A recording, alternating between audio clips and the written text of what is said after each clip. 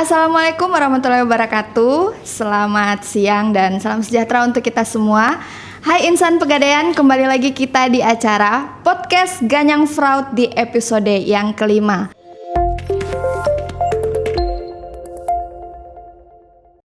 Tentunya masih bersama saya Mutia sebagai host pada hari ini.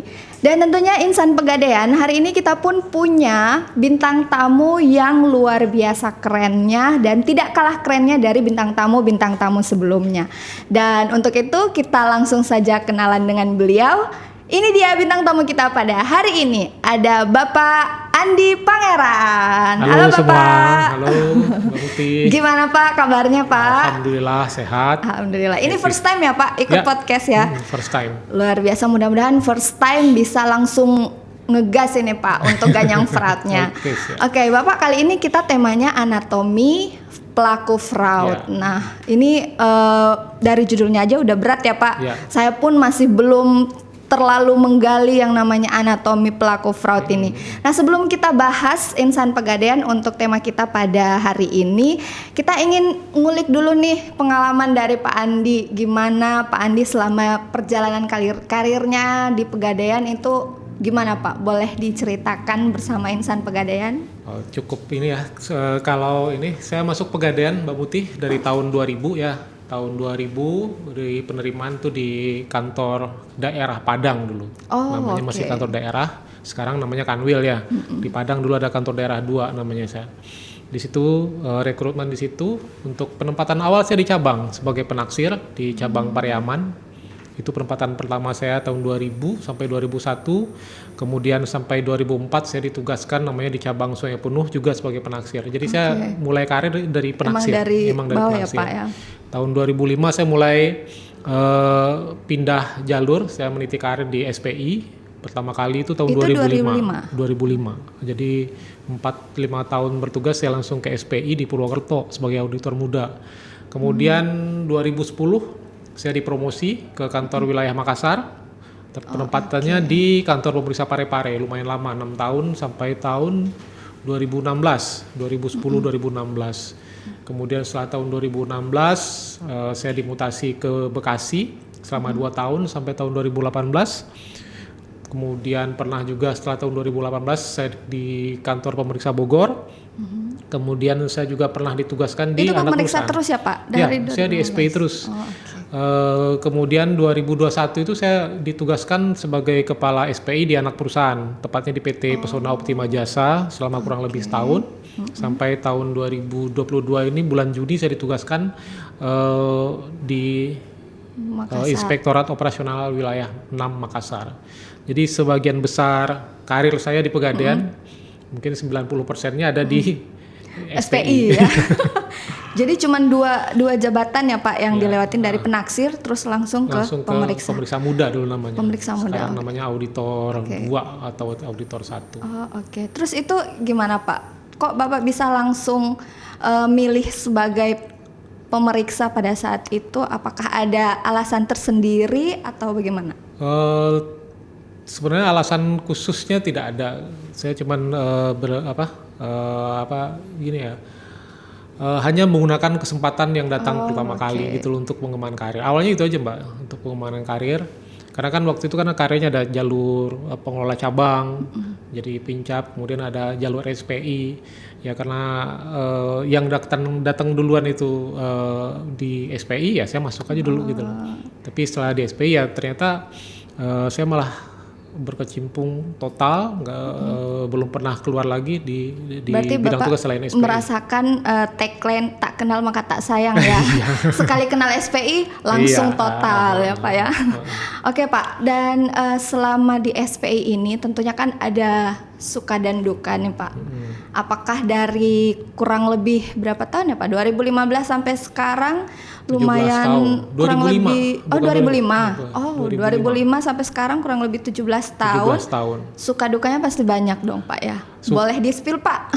Kalau sukanya kita bisa ketemu banyak orang, ketemu di banyak tempat, kita bisa kenal banyak daerah, banyak lokasi, banyak pertemanan juga yang bisa kita jalin.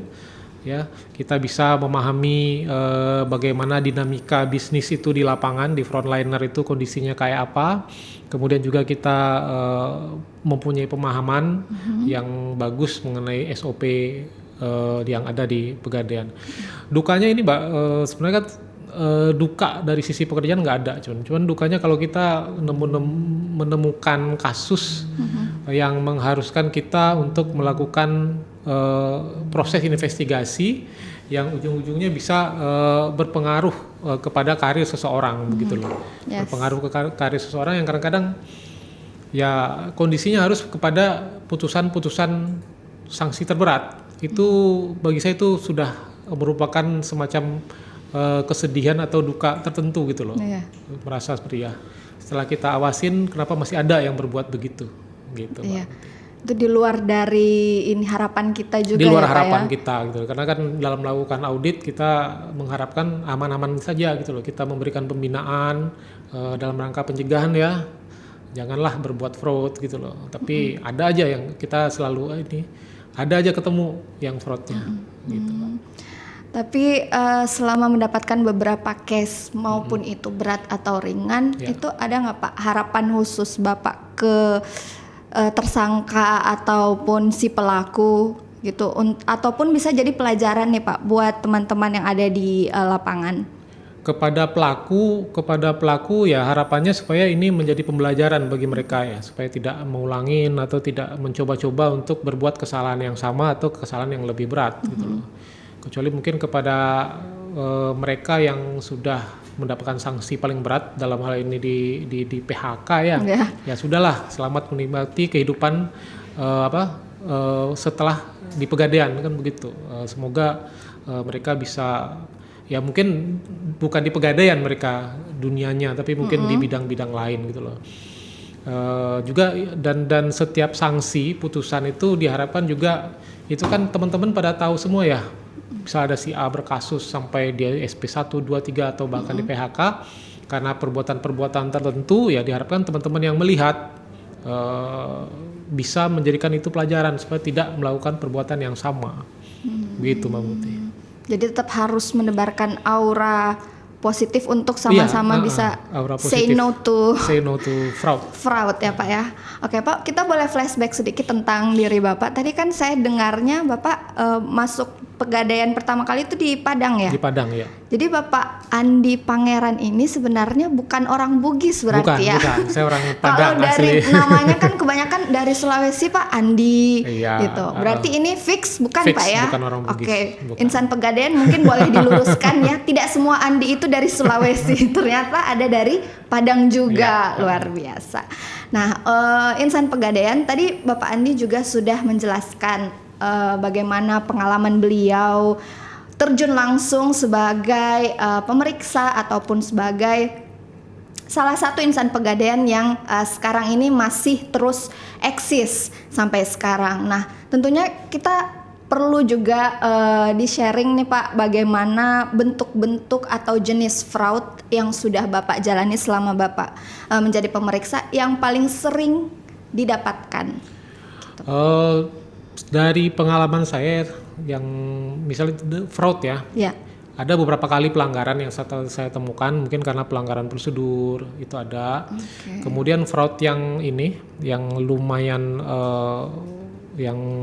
menyedihkan sebenarnya ya itu penyalahgunaan aset. Aset perusahaan itu bisa barang jaminan, bisa uang, kemudian pelanggaran sistem yang menyebabkan kita rugi gitu loh. Jadi kebanyakan itu kesalahan perbuatan-perbuatan yang memang kecurangannya sangat konvensional, emang ngambil gitu loh. Jadi baik secara manual, jadi kurang manual memang diambil begitu secara aja. Secara fisik diambil, kemudian juga dengan manipulasi data gitu loh. Sistem ya Pak ya. Sistem. Jadi yang ya apapun itu ya mau canggih ya, kalau manual kan nggak canggih ya. Kalau yang by system itu yang lumayan canggih, yang kita nemunya tergantung pendalaman pemeriksaan kita dengan dengan teknik-teknik tertentu bisa kita dapat. Tapi intinya mau secara konvensional, secara canggih, mau pakai sistem, mau manual itu setiap tindak kecurangan ya tetap kita harus proses gitu loh. Jadi intinya bagaimanapun bentuknya itu kan adalah perbuatan-perbuatan yang sangat merugikan perusahaan, tidak hanya perusahaan, dianya sendiri sebenarnya rugi gitu loh. Jadi dengan perbuatan yang mereka lakukan sanksinya jelas. Kalau penyalahgunaan aset itu kan ya bisa dilaporkan ke pihak penegak hukum, ke polisi atau ke kejaksaan. Dan itu efeknya tentu tidak hanya dia sendiri, juga keluarganya gitu loh. Karir juga Pak ya. Karir jelas sudah kalau udah kriminal ya game lah. Betul. Sudah game over gitu loh. Yang efeknya kan kasihan keluarganya, bagaimana anak istrinya, itu yang kadang-kadang bikin kita sedih, tapi gimana kita harus tetap lakukan betul. Dan kalau melihat dari beberapa case ini Pak, itu kan tadi kebanyakan yang seperti Bapak bilang bahwa penyalahgunaan aset, baik itu secara fisik ataupun sistem. Nah ini biasa digali nggak Pak? Kebanyakan mereka melakukan ini tuh karena apa alasannya? Yang lebih dominan di lapangan? Lebih kepada motif untuk memperkaya diri sendiri. Sesederhana itu. Jadi kan ada segitiga fraud ya, fraud itu semuanya kan. Pertama itu ada tekanan, ada peluang, ada rasionalisasi. Nah 3 itu yang menjadi penyebab. Nah awalnya kan tekanan itu macam-macam Mbak Muti. Ya bisa kebutuhan hidup gitu ya. Dari keluarga. Lifestyle yang tidak sesuai itu bentuk-bentuk tekanan yang terpicu mereka untuk melakukan ini, godaan-godaan itu. Ya misalnya kan gaya hidup ya. Sekarang kan zamannya begitu terbuka, kita bisa melihat gaya hidup orang langsung di depan kita via HP, via laptop, dan itu kadang-kadang dalam hati membuat semacam wah kapan ya saya bisa begitu gitulah. Nah, itu salah satu tekanan. Kemudian biaya-biaya yang dibutuhkan, tekanan dari pihak luar. Nah itu kadang-kadang muncul ada niat gitu loh. Kemudian ada kesempatan gitu ya, kesempatannya namanya dia dari pelaku fraud itu dimanapun, baik di internal kita Pegadaian maupun di luar. Ya ada kesempatan berupa wewenang yang dia punya atau aset yang dia kuasain. Nah bisa nih, ini kan di bawah penguasaan saya. Nah sistem ini di bawah penguasaan saya, itu adalah bentuk ini kesempatan gitu loh. Ya bisa nih kan begitu. Kemudian juga setelah maaf Pak, berarti kebanyakan juga ada beberapa yang pelaku ini jabatannya sudah tinggi ya? Jabatannya tinggi, kemudian wewenangnya juga tinggi, dan juga ada jabatan yang di bawah itu cuman dia menguasain aset kita gitu loh. Dalam ya jabatan-jabatan tertentu di Pegadaian kayak penyimpan, penaksir, pengelola unit, pincap sampai ke atasnya kan mungkin secara grade mereka nggak terlalu tinggi, cuman penguasaan asetnya kan tinggi gitu loh Mbak. Itu yang menjadi concern kita gitu loh. Kemudian kadang-kadang setelah 2 hal itu ya ada tekanan, peluang, kemudian rasionalisasi, pembenaran dari setiap tindakan gitu loh. Pembenaran ya saya kan butuh gitu loh, nggak ada juga yang ngawasin gitu loh. Kesempatannya Pak, ada. Kemudian saya sudah menjaga ini, saya sudah menumbuhkan aset, menumbuhkan ini, mencari laba, berhak dong saya, itu rasionalisasi pembenaran gitu. Padahal tindakan itu salah, tapi selalu ada alasan pembenaran bagi mereka gitu loh. Mengapa mereka berani melakukan hal-hal yang negatif begitu. Gitu, Pak. Jadi ketiga hal itu ketemu sudahlah jadi gitu. Iya ya Pak, ada kesempatan, niat, kemudian ada rasionalisasi, pembenaran dari diri sendiri bahwa mereka sah-sah aja ngelakuin itu gitu loh. Gitu. Oke, berarti dari tingkatan yang dilakukan pelaku ini juga akan menentukan seberapa besar jenis hukuman ataupun kerugian yang didapatkan berarti Pak ya?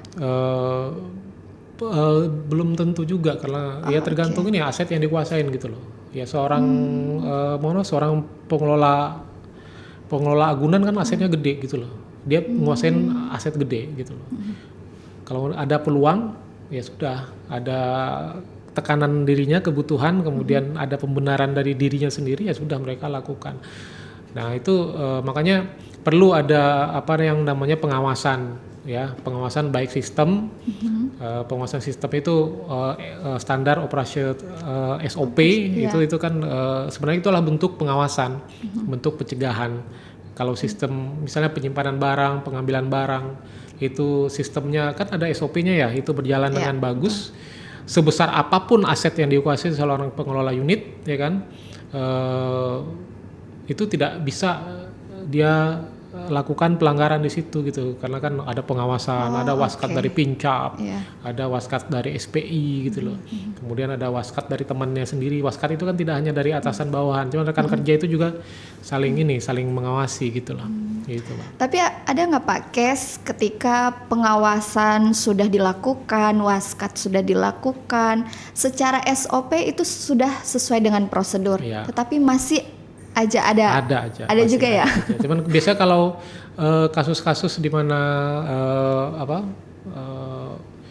pengawasannya ketat dari SPI juga, pengawasan baik dari internal, dari atasan langsung, waskat, kemudian sistemnya juga berjalan baik. Kalaupun ada pelanggaran biasanya itu jarang, walaupun ada itu tidak efeknya nggak terlalu besar gitu loh. Yang biasanya besar itu kalau ini pengawasannya pengawasannya lemah, pengawasan rekan kerja kurang gitu loh. Walaupun ada SPI, itu kadang-kadang kejadian juga. Masih ya? Masih ada. Berarti mau terlalu kita jaga juga masih ada kesempatan, apalagi nggak dijaga kan Pak ya? Oke, Pak, kita beralih nih Pak ke pertanyaan selanjutnya. Ini agak panjang ya guys, jadi mungkin saya akan baca berkaitan dengan jenis modus fraud Pak. Bisa nggak Bapak jelaskan secara persentase tipologi pelaku fraud di Kanwil Makassar selama tahun 2022 nih Pak? Dari data tersebut apa ada benang merah yang dapat kita tarik hubungannya dengan karakter karyawan dengan kejadian fraud yang selama ini terjadi? Tipologi ya, mungkin dari segi gender antara laki-laki dan perempuan itu hampir imbang ya, hampir imbang. Jadi ini khusus di Makassar ya Pak ya? Ya, Kanwil Makassar yang ini data saya dapat dari segi gender itu ya, laki perempuan pelakunya kurang lebih jumlahnya sama, beda-beda tipis gitu loh. Jadi dari segi gender siapapun, mau perempuan mau laki, itu bisa menjadi pelaku. Kemudian untuk lokasi kejadian terbanyak itu imbang antara di unit dengan di cabang. Nah, itu pelakunya bisa dimanja, wajar karena mereka sama-sama di front ya, di depan gitu loh, front line. Jadi cukup berbesar. Kemudian dari segi usia, masa kerja dari selama akumulasi tahun 2022 itu dari masa kerja 5 sampai 20 tahun itu mendominasi, ya cukup besar angkanya. Ada 12 gitu ya, 12 orang. Jadi kita membaginya 5 sampai 10 tahun, 11 sampai 20 tahun. Di range itu kurang lebih angkanya sama. Kemudian yang di masa kerja di atas 20 tahun itu juga ada 2. Jadi dari segi masa kerja semua baik baru sampai yang sudah lama itu ada pelakunya. Tapi secara keseluruhan skalanya Pak, persentasenya lebih banyak yang kebanyakan yang 5 sampai 20 tahun. 5 sampai 10 tahun itu ada 50-50 lah. Tapi mencakup range sampai 5 sampai 20 tahun itu semua ini. Tapi kebanyakan di masa kerja 5 sampai 20 tahun gitu loh. Jadi masa kerja di mana harusnya itu kan berada di perform yang sangat tinggi gitu loh. Kalau di atas 20 tahun mungkin ya mereka usianya juga udah cukup tua, mereka berpikir gitu loh, mau pensiun dengan aman, mungkin mereka jadi agak berkurang. Kemudian dari segi usia ya kan kayaknya similar dengan masa kerja tadi ya. Kebanyakan berusia dari 20 sampai 40 tahun. Ada juga yang usia di atas itu cuman sedikit. Ya mungkin korelasinya dengan masa kerja tadi Mbak ya. Nah, masa kerja tadi jadi banyak di range usia yang sangat produktif, masa kerja produktif di mana sebenarnya adalah kesempatan bagi mereka untuk mencari karir yang bagus gitu loh. istilahnya di masa-masa emas mereka gitu, justru banyak kesempatan. Kemudian, nah ini dari segi jabatan, ya ini kondisi data yang bicara ya, bukan menyalahkan memojokkan jabatan tertentu, kebanyakan di level pengelola unit. Oh, pengelola unit, karena dia yang kebanyakan menguasai aset itu jadi, Pak ya? Kemungkinan begitu, saya nggak bisa pastikan kenapa, tapi by data yang kita lihat itu di Makassar kebanyakan pengelola unit, kemudian cukup jomplang, kebanyakan dari situ gitu loh, dari level pengelola, dari Pincap juga ada. Cuman ini tipologi jabatan yang banyak dari level itu gitu loh. Pengelola unit Pak ya. Kalau kita tarik benang merahnya, pengelola unit di mana masa kerjanya dia kan kebanyakan tadi 5 sampai 10 tahun. Ya. Itu ada nggak Pak? Saya penasaran apakah ada yang baru banget masuk ke Pegadaian Pak, terus dia jadi pelaku. Maksud saya alasan yang bisa digali ke dia ini apa Pak? Apakah memang di luar dari adanya kesempatan ataupun adanya ini kan namanya dia juga baru ya, tapi kok bisa melakukan tindakan? Tindakannya nggak lepas dari 3 itu. Jadi pressing, ya kan, tekanan, kemudian ada kesempatan dan rasionalisasi pembenaran dari itu gitu loh. Dan itu tidak hanya pengelola unit, dari yang lain-lain juga begitu gitu loh. Ini kebetulan data di Makassar ya, memang dari Januari 2021 sampai Januari 2022 sampai bulan Juni terakhir, data terbesarnya memang dari jabatan itu gitu loh. Pengelola unit Pak ya. Gitu. Tapi yang di tempat lain juga ada, ya tapi itu kita by datanya begitu gitu loh. Dan semuanya ini kerugiannya besar? Bervariasi Mbak, yang cukup besar ya kejadian di UPC Baraka itu cukup besar kejadiannya. Kemudian di cabang Makassar cuma 1 ya, tapi bukan pengelola unit, tapi besar juga angkanya gitu loh, angkanya. Kemudian di Badoka juga lumayan besar angkanya, itu kejadian di unit gitu loh. Jadi tetap bervariasi Pak ya, mau dia besar ataupun kecil tetap dilakukan tindakan yang sama untuk itu ya Pak. Sampai ke ini. Nah tadi dari semua benang merah yang bisa kita ambil nih Pak, saya catat ada beberapa yaitu seperti gender, kemudian masa kerja, kemudian dia ada di unit ataupun di cabang juga ada, kemudian range usianya juga dari 20 sampai 40 tahun, kemudian ada jabatan. Nah, dari beberapa benang merah yang bisa kita kaitkan ini, kita kan melihat ada gender, masa kerja, jabatan. Nah, itu menurut Bapak apa trik khusus yang bisa kita jalankan atau bisa kita treat ke mereka ini supaya bisa menanamkan mindset bahwa oke, stop fraud gitu, walaupun kita sudah lama ataupun baru. Nah itu ada trik khusus nggak Pak dari SPI untuk bisa merubah mindset? Sebelum kita bicara trik ya Mbak ya, jadi ini dari tipologi pelaku tadi, saya bisa menggambarkan bahwa pelaku itu bisa datang dari gender, tingkatan usia, jabatan, masa kerja, sampai bahkan tingkat pendidikan manapun itu berpeluang untuk melakukan fraud. Dari tipologi yang tadi saya sampaikan, dari data yang saya ambil, itu pelaku fraud berarti berada dalam range yang cukup luas gitu loh, dari masa kerja sebentar, masa kerja lama gitu loh, itu ada semua, hanya dengan total angka yang berbeda-beda kan begitu.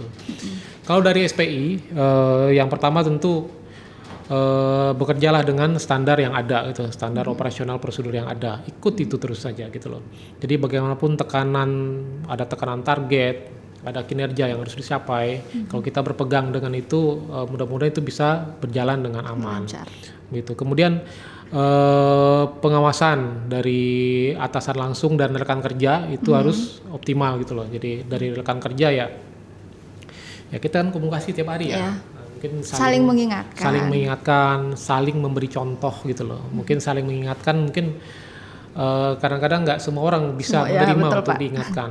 Jadi cara yang paling ampuh inilah dari kita sendiri ya. Kita sikap kita menjadi panutan atau tauladan dari rekan-rekan kita yang lain. Kemudian juga kepada teman-teman ya, ya mungkin biasakanlah bekerja selalu mengingat Tuhan, kita diawasi. Pengawasan manusia sampai di mana lah ya? Kalau Ya, SPY betul, datang sekali 4 bulan, pincapnya, waskatnya juga pincap udah sibuk sendiri, tapi mungkin diawasin.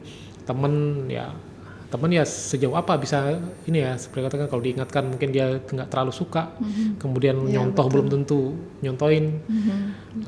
Yang baik juga ya mungkin kita mulai memasukkan sisi-sisi religius kita dalam bekerja gitu loh, sesuai dengan ini kan, dengan budaya akhlak. Yang pertama kan amanah Ya, ya. betul, Pak. Amanah itu sebenarnya kan pengertiannya kan dalam banget itu Ya, gitu loh. luas. Luas banget dan dalam. Jadi kita bisa bagaimana kita menjaga kepercayaan yang sudah diberikan kepada kita. Betul. Itu. Kan sebenarnya kan bekerja kita diterima di pegadaian di perusahaan kan sebenarnya kan pegadaian percaya kepada kita gitu loh. Ini loh kamu bekerja di kita, kelolalah aset ini, capailah tujuan, capailah target karena saya percaya kamu bisa gitu loh. Gitu.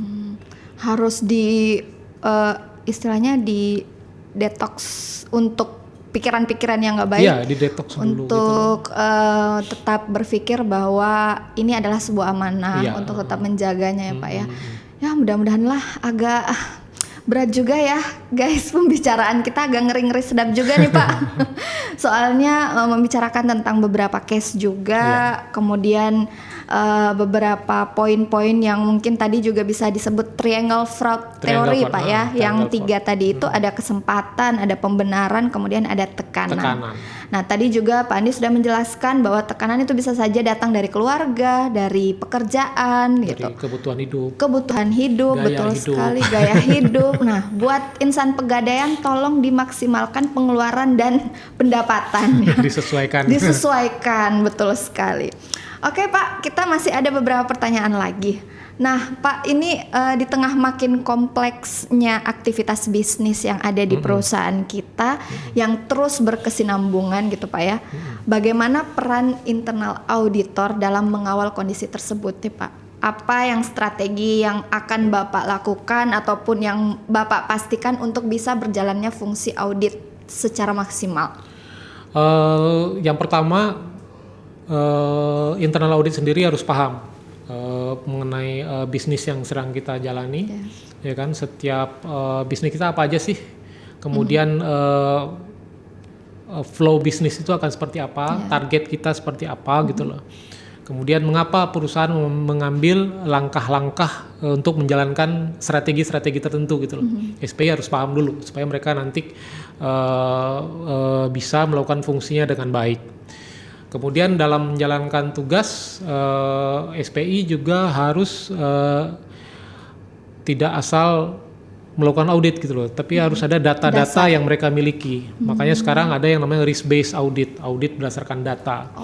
Jadi kita sebelum melakukan audit, kita melakukan semacam data analyzing dulu, ya kan, kita lihat kan kita punya passion ya, itu kan ada menu SPI, kemudian ada MIS Management Information System, itu kita melakukan data analisa data di situ. Itu di luar dari jadwal pemeriksaan rutin di ya luar Pak? jalur pemeriksaan rutin. Jadi pemeriksaan rutin yang mungkin Mbak Muti terlihat kita jalan ke sini, tiba-tiba ke sini, tiba-tiba ke sini, itu sudah stepnya itu sudah ada gitu loh. Dasar kita masuk ke sebuah unit itu ada datanya. Kita jadi begitu kita masuk kita sudah tahu apa yang akan kita hadapi gitu loh. Oh gitu. Berarti kita para SPI ini sudah tahu nih Pak. Berarti ada something trouble nih di cabang ini, berarti ke sana. Bukan begitu juga, bukan begitu. Kalau gitu nanti kalau di berarti ada trouble. Enggak, kesannya enggak begitu gitu loh. Ada data analisa. Jadi dari analisa data tersebut misalkan terdapat anomali, kita pastikan anomali itu seperti apa gitu loh, apakah benar gitu loh. Jadi intinya dengan data analisa yang kita lakukan, kita masuk ke sebuah outlet, kita sudah tahu ya kan kinerjanya seperti apa gitu loh, kita sudah tahu. Jadi seorang auditor ketika masuk ke sebuah tempat, dia ketika ditanya kondisi kondisi omset atau OSL yang ada di unit itu dia udah tahu gitu loh. Ada data. Jadi kita masuknya lebih terukur gitu loh, Mbak. Oke. Kalau tadi Bapak bilang berdasarkan data yang sudah dianalisis gitu ya Pak ya. Nah, apakah ada berdasarkan dari informasi? Entah itu dari pegawai atau entah itu dari ada. Oh, itu ada juga. Itu ada bagian dari pertimbangan. Tiba-tiba ada ini ya, pernah ini misalnya malah ada laporannya kan dari Pincap sendiri gitu loh. Pak, di situ kok begini ya gitu loh. Coba deh gitu loh. Kadang dari divisi lain. Ini kok ada yang agak data yang agak aneh gitu loh. Misalnya ada biji repelnya tinggi banget gitu loh. Kemudian ada yang nggak tumbuh-tumbuh. Kemudian ada sebuah kontrol yang cepat sekali atau lambat sekali gitu loh. Coba deh Pak dilihat ada apa gitu loh. Itu ada. Jadi bisa masuk as by request juga ya Pak ya, atau informasi yang didapatkan? Ya ada yang begitu. Ada yang begitu. Karena kan kita juga menjalin komunikasi dengan ini ya, dengan semua obrik. Saya selalu menanamkan kepada rekan-rekan SPI banyak-banyaklah berkomunikasi dari semua level tingkatan gitu loh, dari Pimwil, dari Deputi, Pincap, itu kan partner kita semua, termasuk dari rekan-rekan pengelola unit gitu loh. Jadi kalau komunikasi kita bagus, minimal mereka kalau ada tergoda melakukan hal-hal negatif, mereka kan mikir juga. Wah, saya kan sama Bapak itu hubungannya cukup bagus gitu loh, nggak enak begitu. Oh gitu ya Pak. Jadi ada pola komunikasi, pembinaan yang kita lakukan kepada teman-teman. Oke, ada saling menjalin silaturahmi juga, menjaga teamwork ya Pak. Tapi ini menurut saya sih Pak, pandangan saya kalau ngelihat SPI itu udah agak-agak jadi tegang gitu Pak, takut gitu ya. Jadi ternyata tidak semua SPI semenyeramkan itu Pak ya. Enggak SPI, mungkin saya kan tidak semua, mungkin tidak SPI itu tidak menyeramkan gitu. Ya, justru SPI penyelamat partner ya, kita. Ya? Jadi apapun yang kita lakukan di SPI lakukan di proses pemeriksaan itu sebenarnya kan menjaga kita gitu loh. Jangan sampai kepleset gitu loh. Jangan sampai melakukan hal-hal yang tidak patut gitu. Kasian. Oke. Jadi sedih kalau ada kasus itu, sedih banget terus. Iya ya Pak ya. Karena pasti akan panjang lah ke depannya terkait kerugian entah itu karir, keluarga. Betul sekali. Oke lah, besok kita akan berteman dengan para bapak-bapak SPI yang ada di Makassar ya. Biar nanti ketika lihat muka Pak Andi itu langsung kita bisa sama-sama menghilangkan fraud gitu ya Pak ya di Makassar. Oke, the last question Pak. Ini apa pesan dan harapan Bapak kepada insan Pegadaian khususnya di Kanwil Makassar nih Pak, dalam upaya untuk bisa sama-sama memberantas fraud? Kepada rekan-rekan insan Pegadaian yang ada di Kanwil Makassar, pertama bekerjalah sesuai standar operasional dan prosedur yang ada, SOP yang berlaku. Kemudian jadilah teladan bagi rekan-rekan yang lain. Kemudian jadi teladan bagi diri kita sendiri, sehingga hal-hal yang negatif bisa terjauh dari kita. Kemudian bekerjalah dengan ini, dengan enjoy ya. Jadi tekanan-tekanan tertentu baik dari internal diri sendiri maupun dari pihak luar itu bisa dihadapi dengan sabar dan dengan integritas yang tinggi.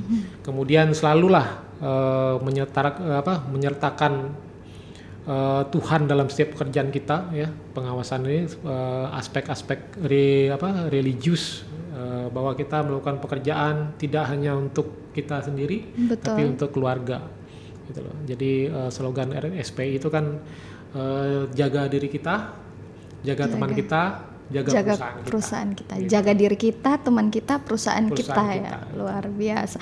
Oke, insan Pegadaian, mungkin sampai di sini dulu acara podcast Ganyang Fraud di episode 5 kali ini, dan kita akan bertemu lagi di episode ke-6, ke-7, ke-8 sampai seterusnya, dan tentunya bersama bintang tamu yang luar biasa.